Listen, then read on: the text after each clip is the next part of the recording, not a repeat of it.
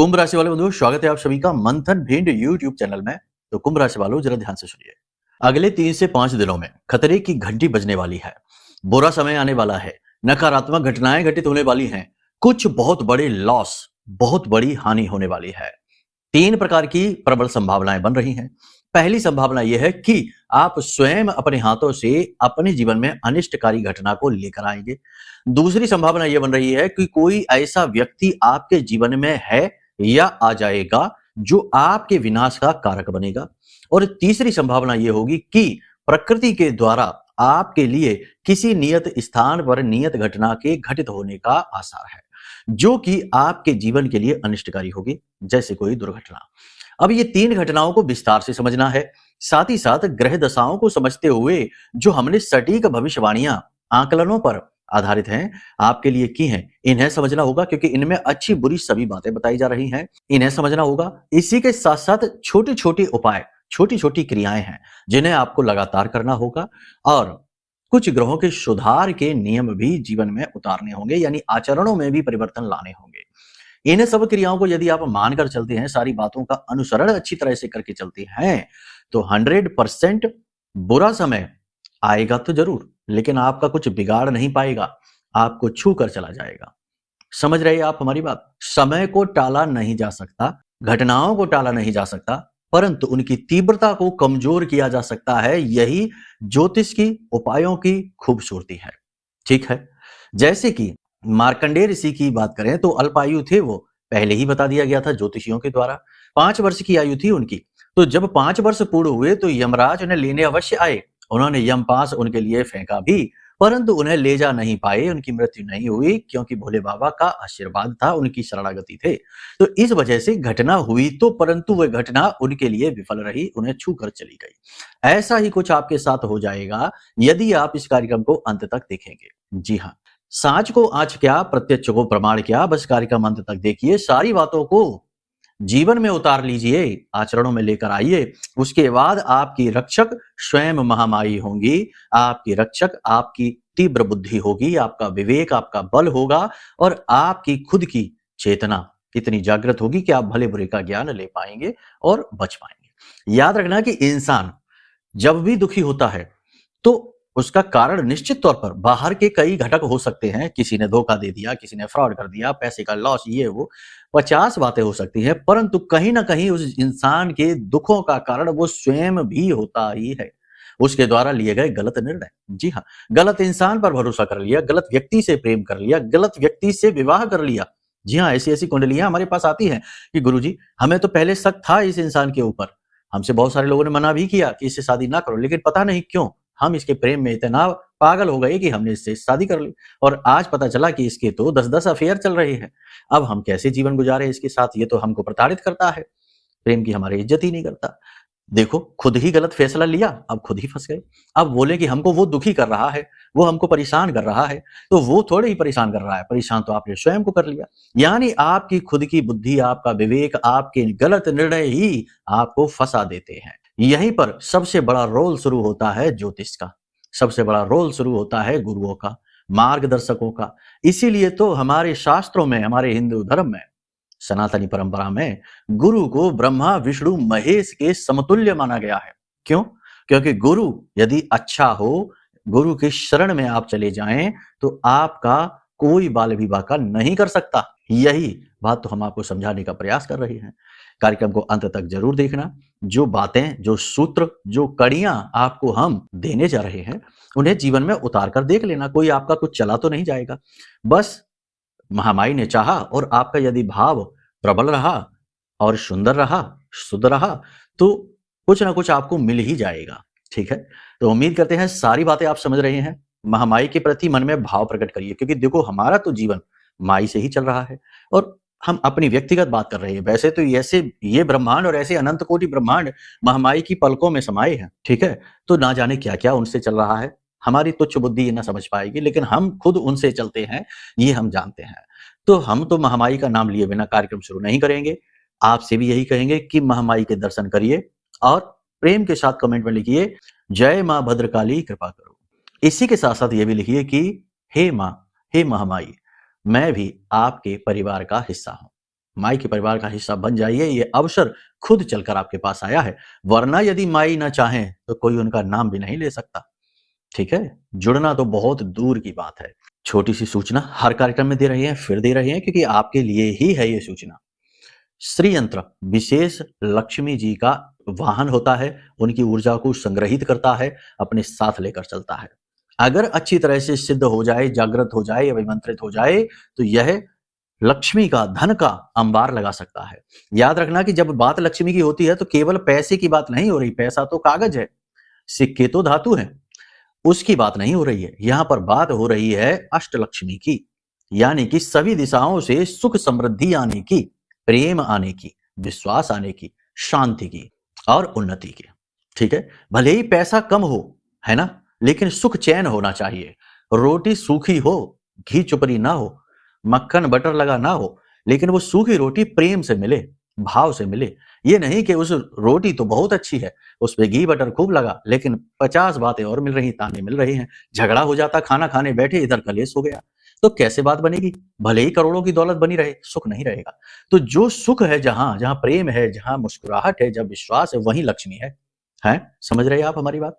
तो वही लक्ष्मी की बात हम करते हैं, पैसे की लक्ष्मी नहीं। पैसा करेंसी तो बदल जाएगी, ठीक है, तो वही लक्ष्मी का आगमन आपके जीवन में हो सकता है इसी के हेतु, क्योंकि बहुत सारे लोगों की जो समस्या का मूल है, सार है, वो पैसा ही है।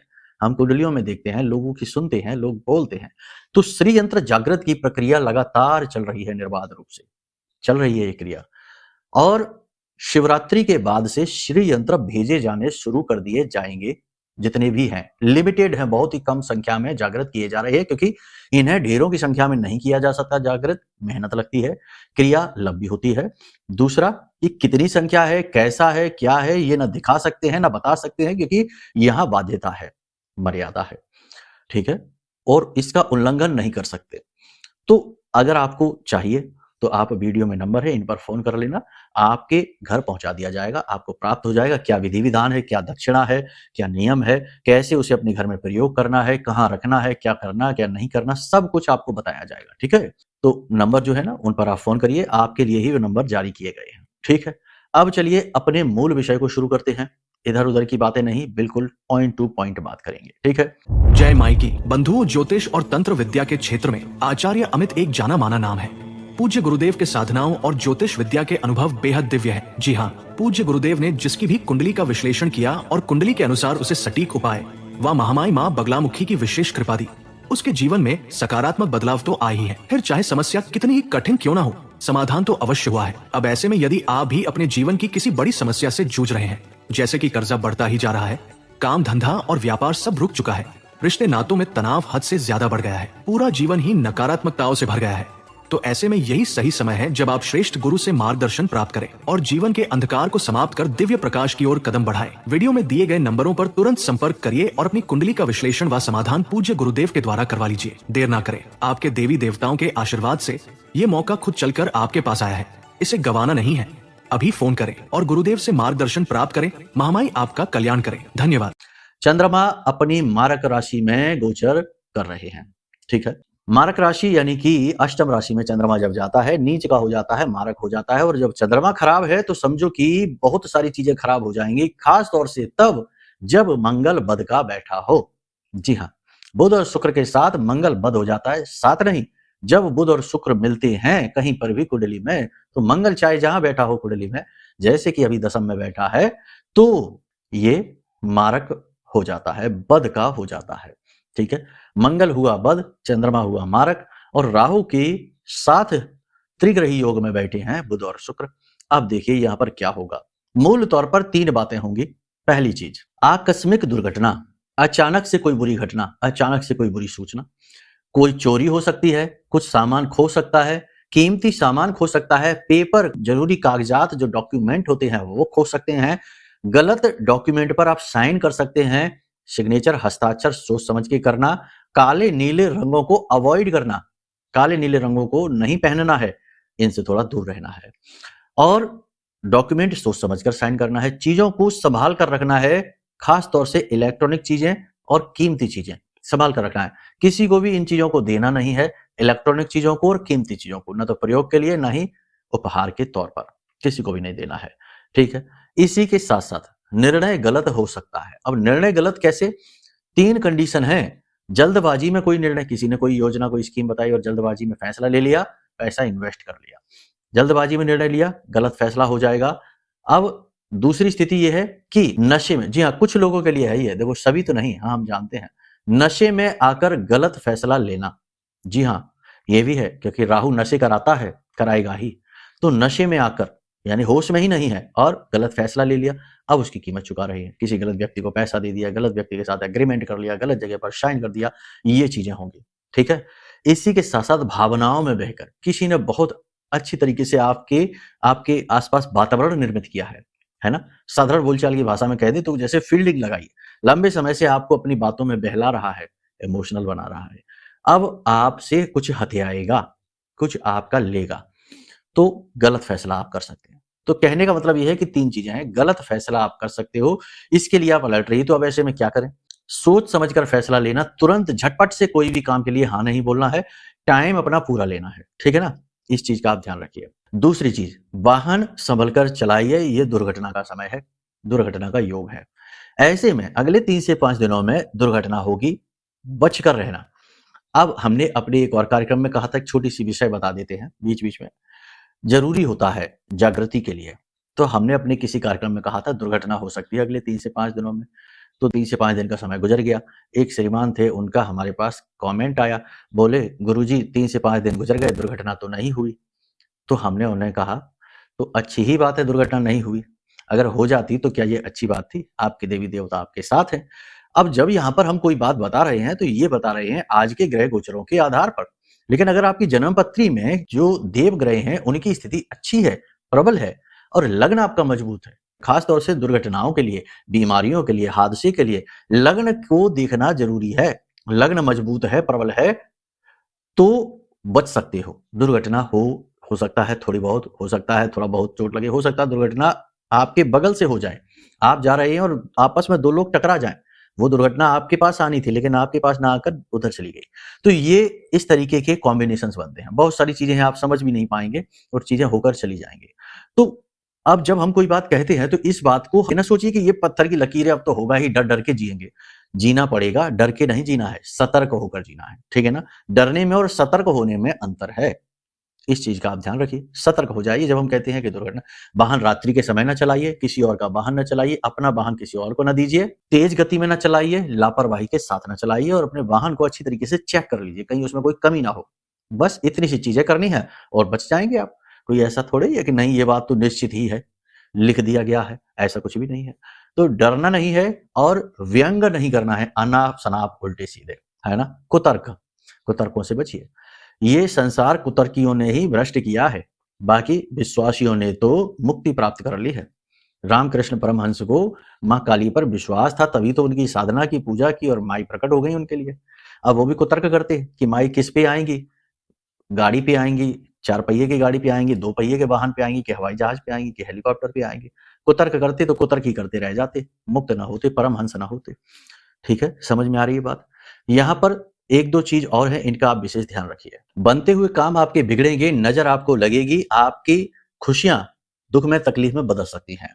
और ये क्यों होगा? ये होगा नेगेटिविटी की वजह से। नेगेटिविटी, नकारात्मकता आपकी ओर अवश्य आएगी।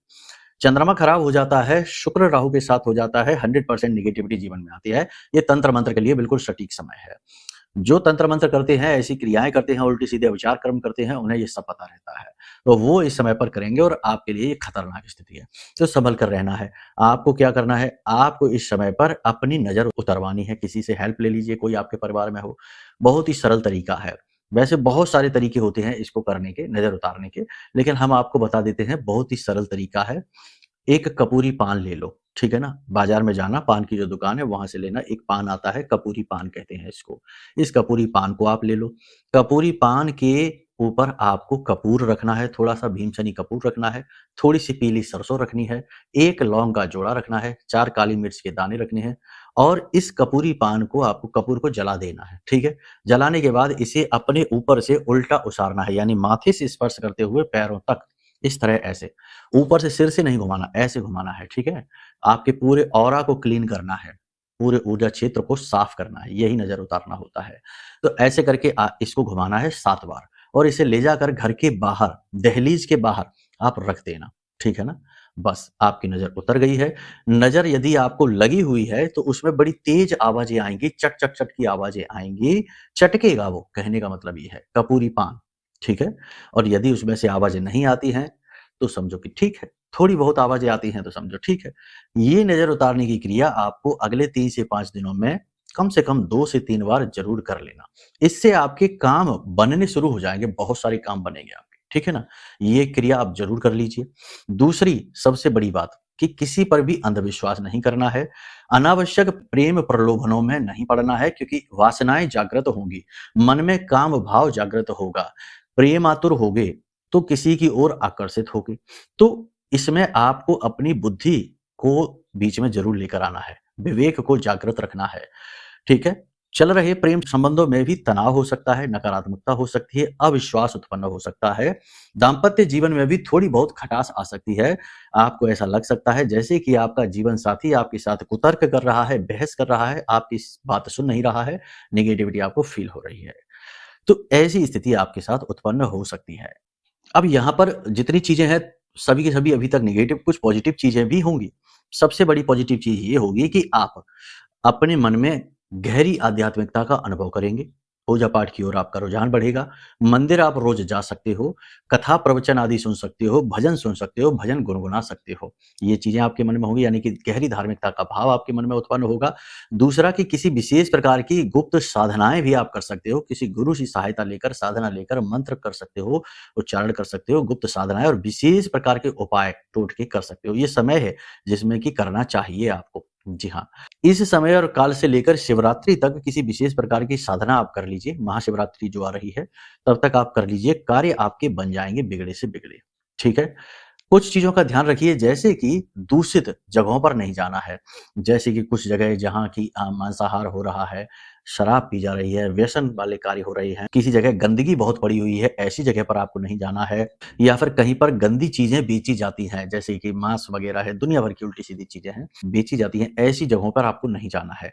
यहाँ जाने से आपका राहु निगेटिवली एक्टिवेट चार्ज हो जाएगा और आपको दुष्परिणाम देना शुरू कर देगा, ठीक है? तो ऐसी चीजें। दूसरा कि लोगों के साथ बहसबाजी में नहीं पड़ना है, खास तौर से धर्म के बारे में, भगवान के बारे में और बड़े बुजुर्गों के बारे में अनाप-शनाप बातें नहीं करनी है, मजाक में भी नहीं करनी है। अपने स्वयं के बारे में भी, मजाक में भी गलत नहीं कहना है। बहुत से लोग कहते हैं हमारी तो किस्मत ही खराब है, ये है, वो है। ऐसी उल्टी-सीधी नेगेटिव बातें भी अपने बारे में नहीं करनी है, मजाक में भी नहीं करनी है, गलती से भी नहीं करनी है। पानी का विशेष ख्याल रखना है, दूषित पानी आपको नहीं पीना है और जगह-जगह का पानी नहीं पीना है। कोशिश करें कि आप अपने घर का ही पानी पिएँ। किसी और जगह का नहीं, कहीं और का नहीं, जाएँ तो अपनी पानी की बोतल साथ में लेकर जाएँ, ये बहुत आवश्यक है। वैवाहिक जीवन को सुंदर बनाने के लिए सबसे अच्छा ये है कि आप अपने बिस्तर के पास, सबसे अच्छा, अपने बिस्तर के पास एक छोटा-सा दीपक अवश्य जलाइए रात्रि को सोने से पहले। आपका जो बेडरूम है, वहाँ पर क्या होगा, दीपक का जलना, जो आपका बेडरूम है वो असल में बहुत महत्वपूर्ण जगह है, क्योंकि वहाँ पर आप नींद में जाते हैं, ठीक है ना? तो वहाँ पर शुद्धता होना बहुत आवश्यक है और कभी-कभी दाम्पत्य जीवन में बिना किसी कारण के, बिना किसी बात के ही नेगेटिविटी बहुत ज़्यादा आ जाती है, तनाव हो जाता है, ग्रहों की चाल की वजह से भी होता है। तो इसे शुद्ध करने के लिए अग्नि को प्रज्वलित करना पड़ता है। हिंदू धर्म में किसी भी शुद्धि कर्म को चरमोत्कर्ष तक ले जाने के लिए, यानी पूर्णतः उसका लाभ लेने के लिए अग्नि प्रज्वलित की जाती है, इसीलिए पूजा पाठ में दीपक जलता है और बड़े अनुष्ठानों में हवन, होम, धूप वगैरह होती है। तो आपको अपने बेडरूम में कहीं पर भी जगह मिल जाए, वैसे तो बिस्तर के पास ही, जब आप सोने जाते हैं उससे पहले ये क्रिया कर लीजिए, शाम के समय कर लीजिए, एक दीपक रख दीजिए, सिरहाने रख दीजिए, थोड़ा दूर रखिए, कपड़े-वपड़े से बचा कर रखिए, इन चीज़ों का ध्यान रखिए, है ना? अपने सहज ज्ञान का प्रयोग करिए। बाद में ये ना कहना कि आपने तो कह दिया था और हमारा तो बिस्तर ही जल गया। बहुत कुछ भी कह सकते, कुतर्कियों का क्या है, ठीक है? ज्ञान नहीं, अज्ञानता में बड़ा आनंद मिलता है, तो वही दिखाने लग रखना। 3 दिन से 5 दिन के बीच, यानी 3 से 5 दिन इस दीपक को आप रखेंगे और आप अद्भुत परिवर्तन दाम्पत्य जीवन में महसूस करेंगे। जीवन साथी का मन शुद्ध हो जाएगा, आपके प्रति प्रेम से भर जाएगा और आप आकर्षण महसूस करेंगे। जीवन साथी आपके लिए पॉजिटिव हो जाएंगे। ठीक है, तो ये प्रयोग आप करके देखिए, आपके लिए बेहद आवश्यक है। इस समय और काल पर पैसा उधार लेने और देने से बचिए, कैश किसी को भी ना दीजिए। किसी नए बिजनेस व्यवसाय को आप शुरू कर सकते हो, कोई समस्या नहीं है, बिजनेस शुरुआत करिए, प्रॉपर्टी ले सकते हैं, लेकिन राहु काल का विशेष ख्याल रखिए। राहु काल क्या होता है, इसका हमने आपको वीडियो में आप देखिए, आपको दिख रहा है। राहु काल का पूरा चार्ट हमने आपको दे दिया है, किस दिन राहु काल किस समय पर पड़ता है, लगभग 1.5 घंटे का ये समय होता है। तो इस चीज का आप ध्यान रखिए। बस राहु काल में किसी महत्वपूर्ण कार्य को ना करिए। दो लोगों के बीच हो रही बहसबाजी से दूर रहिए। लंबी दूरी की यात्राएं आपको करनी पड़ सकती हैं, कर लीजिए, कोई समस्या नहीं, काम भी आपका बन जाएगा। बस अपने स्वास्थ्य का आप ख्याल रखिए। किसी प्रकार की तीर्थ यात्रा पर भी आप जा सकते हैं। 3 से 5 दिनों के अंत में, यानी कि अंतिम समय में, आप अपने परिवार के साथ कहीं बाहर जा सकते हो, किसी वैवाहिक या किसी उत्सव में शामिल हो सकते हो। आपके घर में भी किसी प्रकार का कोई धार्मिक या मांगलिक अनुष्ठान कार्यक्रम, कोई मांगलिक कार्यक्रम हो सकता है। जो लोग नौकरी कर रहे हैं उनके लिए समय कठिन रहेगा, विरोधी अति सक्रिय होंगे और उच्च अधिकारी भी छोटी-छोटी बातों को पकड़कर आपकी कमियां निकालकर आपके ऊपर हावी होने की कोशिश करेंगे। हालांकि आप अपनी मेहनत से मान सम्मान तो हासिल करेंगे, लेकिन कहीं ना कहीं किसी न किसी चीज की कमी हमेशा बनी ही रहेगी। अकेलापन, खालीपन आपके मन में घर कर सकता है। आपको अंदर ही अंदर दुख का एहसास हो सकता है। आपको अपने जीवन में सब कुछ निरर्थक, व्यर्थ और बेकार लग सकता है और आपको ऐसा भी लग सकता है जैसे कि पूरी दुनिया आपके साथ है, लेकिन तब भी आप अकेले हैं। जी हाँ, ये सारी स्थितियां आपके साथ बन सकती हैं और ये सब कुछ ग्रहों का प्रभाव कह सकते हैं हम, क्योंकि चंद्रमा की स्थिति ठीक नहीं है। ऐसे में आपको बहते हुए जल को देखना है, रात्रि के समय चंद्रमा के दर्शन करने हैं और अपनी माता के पैर छूकर ही घर से बाहर निकलना है, उनसे आशीर्वाद लेकर ही बाहर निकलना है। साथ ही अपनी माँ को कुछ गिफ्ट, कुछ उपहार अवश्य दे देना, ये बहुत आवश्यक क्रिया रहेगी। घर में किसी बड़ी बुजुर्ग महिला सदस्य की सेहत खराब हो सकती है, माँ की भी सेहत खराब हो सकती है। इस चीज का आप थोड़ा सा ख्याल रखिए, ध्यान दीजिए। कुछ चीजें आपके हाथों से फिसल सकती हैं, गिर सकती हैं, कोई तीखी नुकीली चीज आपको चुभ सकती है, कोई जानवर आपको काट सकता है। तो इन चीजों का थोड़ा सा ध्यान रखिए। शरीर के दाहिने भाग में चोट लग सकती है, टकरा सकते हैं किसी चीज से। नशे से, व्यसन से, झूठ बोलने से और गुस्सा करने से, यानी कि चिड़चिड़ाहट से आपको बचना होगा। इन सब बातों का आप ध्यान रखिए, आपका समय अच्छा जाएगा। प्रतिदिन मंदिर जाइए, ये बेहद आवश्यक है। नजर उतार लीजिए, हमने आपको कह ही दिया है।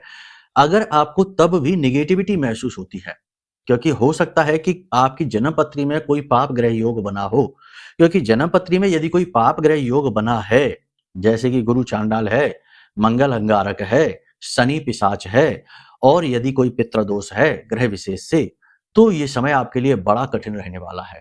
हो सकता है कि लंबे समय से आप किसी परेशानी से जूझते चले आ रहे हो, या फिर पहले सब कुछ ठीक था और अचानक से किसी पाप ग्रह की महादशा, अंतरदशा आई और आपका सब कुछ डूबता चला जा रहा है। अब आप कुछ भी संभाल नहीं पा रहे हैं। तो ऐसी स्थितियां यदि आपके जीवन में है, तो आपको कुंडली आकलन कराना ही होगा। इसके अलावा कोई ऑप्शन नहीं है, वरना जूझते रहिए, लड़ते रहिए, जीवन गुजर जाएगा, मुक्ति प्राप्त नहीं होगी। क्योंकि पाप ग्रह योग मतलब कि आपके पिछले जन्म का कर्म अब आपके सामने आ चुका है, इसका सामना करना ही होगा, इससे बचा नहीं जा सकता। हाँ, प्रायश्चित करके इस कर्म को समाप्त जरूर किया जा सकता है। प्रायश्चित यानी कि कुंडली के अनुसार किया गया उपाय, ठीक है, वह प्रायश्चित कर्म ही होता है। इसी के साथ साथ निगेटिविटी बहुत ज्यादा जीवन में महसूस होती है, बंधन महसूस होता है, काम में सफलता ही नहीं मिलती है, हर जगह नकारात्मकता घेरती है, बात बनती नहीं है। तो ये भी इसी वजह से है, क्योंकि कुंडली में पाप ग्रह योग है और इधर वह एक्टिवेट हो चुका है और अब हर काम में परेशानी दे रहा है। परेशानी इतनी है कि हर जगह से निराशा ही हाथ लग रही है। तो इसे दूर करने के लिए देवी की शरण में आ जाइए। महामाई का यह सिद्ध महारक्षा कवच है जो हमने आपके लिए निर्मित किया है ऐसी ही परिस्थितियों के लिए।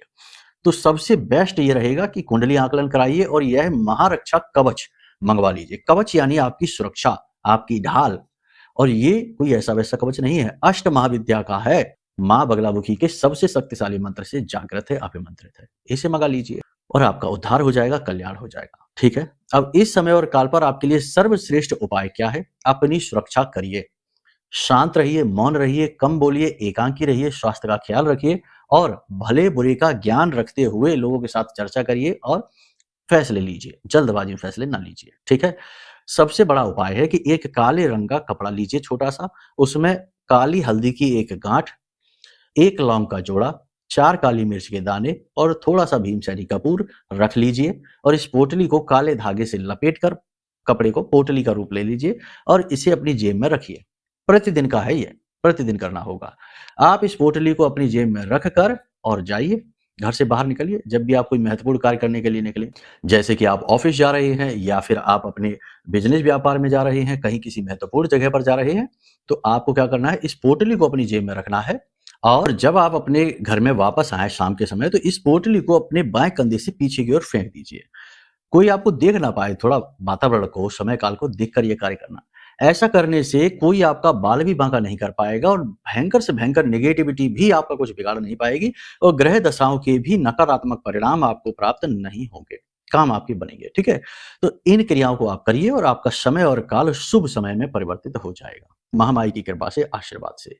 अब चलिए अपनी वाणी को हम यहीं विराम देते हैं। अब यदि मन में कोई प्रश्न उठे, जैसे कुंडली आकलन कराना है, महारक्षा कवच लेना है, श्री यंत्र मंगवाना है, किसी भी प्रकार की सहायता चाहिए, कोई और अन्य प्रश्न मन में उठे, तो हमने नंबर जारी कर रखे हैं, वीडियो में दिए गए हैं। इन पर फ़ोन करिए, धाम के नंबर है ये, आपकी पूर्ण सहायता होगी, ठीक है? चलिए प्रेम से बोलिए, जय माई की, जय माँ बगलामुखी। हमारे प्रिय और परम पूज्य आचार्य जी ने अपनी साधनाओं के अनुभवों पर आधारित शक्तिशाली उपाय और क्रियाओं के माध्यम से हजारों लोगों के जीवन को पूरी तरह से बदला है। आचार्य जी के द्वारा बताया गया हर एक उपाय इतना सटीक और कारगर होता है कि जो भी इसे पूरे भाव के साथ कर लेता है, उसे साक्षात महामाई की कृपा और आशीर्वाद प्राप्त हो जाती है। इसलिए निसंकोच इन उपायों को पूरे भाव के साथ करिए, आपका कल्याण होगा। जय माई की।